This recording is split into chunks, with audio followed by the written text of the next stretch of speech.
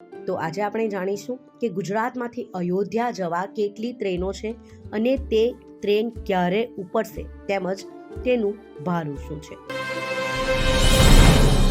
દર્શક મિત્રો, ખબર છે .com હું માલવિકા આપનું સ્વાગત કરું છું। મિત્રો, અયોધ્યા રામલલ્લાના દર્શન માટે હાલ હિન્દુઓ દોડ લગાવી રહ્યા છે, ત્યારે અયોધ્યા માટે વિશેષ ટ્રેનો પણ ગુજરાતમાંથી દોડાવવામાં આવશે।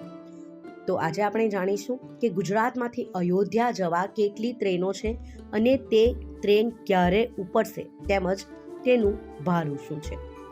અયોધ્યામાં ભગવાનની પ્રાણ પ્રતિષ્ઠા બાદ જાણે ઘોડાપુર ઉમટ્યું છે। એટલી ભીડ ઉમટી કે અયોધ્યા આવતી બસોને રસ્તામાં જ રોકી દેવી પડી છે। હજારો નહીં પણ લાખોની સંખ્યામાં રામ ભક્તો ઉમટતા મંદિર પરિસર ઉભરાઈ ગયું છે। પોલીસને પણ પરસેવો વળી ગયો હતો।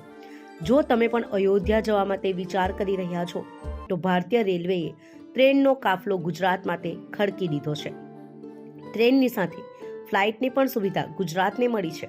ત્યારે આવો જાણીએ કે ગુજરાતમાં કઈ ટ્રેન અને કઈ ફ્લાઇટ સીધા પહોંચાડે છે અયોધ્યા।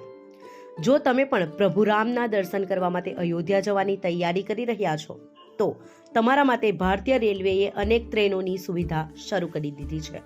કેન્દ્ર સરકારે રામલલ્લાના દર્શન માટે જવા ઈચ્છતા યાત્રિકો માટે અનેક વિશેષ ટ્રેનોની જાહેરાત કરી છે। સમગ્ર દેશમાંથી અયોધ્યા પહોંચવા માટે 200 વિશેષ ટ્રેન દોડાવાશે। તેમાં સૌથી વધુ ટ્રેન પશ્ચિમ રેલવેને મળી છે। દેશમાં સૌથી વધુ 88 ટ્રેન આપણા ગુજરાતમાંથી રવાના થશે। અનેક ટ્રેનો શરૂ થઈ ગઈ છે તો કેટલીક ટ્રેન આગામી 1-2 દિવસમાં શરૂ થશે। જે ટ્રેનો શરૂ થઈ તેનું બુકિંગ ફૂલ થવા લાગ્યું છે। અત્યાર સુધી 1,05,000 થી વધુ શ્રદ્ધાળુઓએ અયોધ્યા માટે ગ્રુપ બુકિંગ કરાવ્યું છે। સૌથી વધુ 88 ટ્રેન ગુજરાતમાંથી રવાના થવાની છે, ત્યારે પહેલી આસ્થા વિશેષ ટ્રેન 26 જાન્યુઆરીએ કોટાથી અયોધ્યા જંકશન માટે રવાના થશે, જ્યારે બીજી ટ્રેન 29 જાન્યુઆરીએ ગુજરાતના સાબરમતીથી અયોધ્યાના અંજદીક સલારપુર માટે રવાના થશે। આસ્થા વિશેષ ટ્રેનો 29 જાન્યુઆરીથી 3 માર્ચ સુધી ગુજરાતના સુરત, ઉધના, સાબરમતી, અમદાવાદ, મહેસાણા, પાલનપુર, વલસાડ, વાપી, ભાવનગર અને રાજકોટ શહેરોથી ઉપડશે। જો માંગ વધશે તો આ ટ્રેનોને આગળ પણ વધારવામાં આવશે।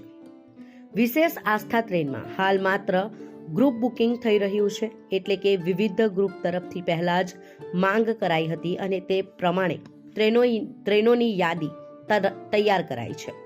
અત્યારે સામાન્ય સફર માટે રેલવે કાઉન્ટર કે IRCTC-થી ઓનલાઈન ટિકિટ બુક નહીં થાય। રેલવેએ આ ટ્રેનોનું સંચાલન IRCTC-ને સોંપ્યું છે અને ઓન ડિમાન્ડના આધારે કામ શરૂ કરાઈ રહ્યું છે। શરૂઆતમાં સ્ટેશન પર યાત્રીઓનું સ્વાગત પણ કરાશે। તેમાં ખાણીપીણીની વ્યવસ્થા પણ IRCTC-ને સોંપાઈ છે। ગુજરાતથી સૌથી વધુ 88 ટ્રેન જશે અને દરેક ટ્રેનમાં 1200 લેખે કુલ લગભગ 1,05,000 યાત્રી મુસાફરી કરશે। ગુજરાતને મળેલી પહેલી આસ્થા ટ્રેન 29 જાન્યુઆરીએ અમદાવાદના સાબરમતીથી રાત્રે 11 વાગ્યે ઉપડશે અને બીજા દિવસે રાત્રે 1:30 વાગ્યે અયોધ્યાના સલારપુર પહોંચાડશે। 26 કલાકની મુસાફરી આ ટ્રેનમાં કરવી પડશે। તો બીજી ટ્રેન 30 જાન્યુઆરીએ મહેસાણાથી સલારપુર માટે રવાના થશે। આ ટ્રેન મહેસાણાથી રાત્રે 11:45 વાગ્યે ઉપડીને બીજા દિવસે રાત્રે 1:30 વાગ્યે સલારપુર પહોંચશે। ઉપરાંત 30 જાન્યુઆરીએ સુરતથી અયોધ્યા જંકશન માટે એક ટ્રેન રવાના થશે। 31 જાન્યુઆરીએ પાલનપુરથી સલારપુર માટે આસ્થા ટ્રેન રવાના થશે। આ રીતે 3 માર્ચ સુધી રોજ ગુજરાતના વિવિધ શહેરોથી આસ્થા ટ્રેનોનું સંચાલન થશે। ટ્રેનની સાથે સાથે અમદાવાદથી વિશેષ ફ્લાઇટ પણ અયોધ્યા માટે હાલ ચાલુ છે।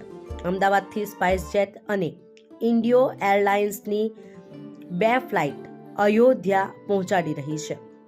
ફ્લાઇટમાં માત્ર 2 કલાકમાં જ અમદાવાદથી અયોધ્યા પહોંચી શકાય છે, જેનું અંદાજિત ભાડું 4500 એટલે કે 4,500 રૂપિયા છે। અયોધ્યામાં આસ્થાના ઘોડાપુર પ્રભુ રામના દર્શન કરી ધન્યતાની અનુભૂતિ કરી રહ્યું છે।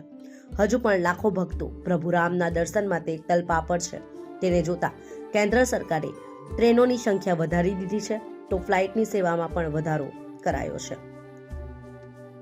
આમ હાલ અનેક ભક્તો રામલલ્લાના દર્શન કરવા માટે અયોધ્યા જવાનું વિચારી રહ્યા છે ત્યારે અનેક ગ્રુપ દ્વારા જે માંગ કરવામાં આવી હતી તે માંગને પૂરી કરતા સરકાર દ્વારા હાલ આ ટ્રેનો શરૂ કરાઈ છે અને ફ્લાઇટો પણ વધારવામાં આવશે, સાથે જ ટ્રેન પણ વધારવામાં આવશે, જેથી કરીને અનેક ભક્તો તેનો લાભ લઈ શકે અને અયોધ્યા જઈને ભગવાન શ્રી રામના દર્શન કરી શકે.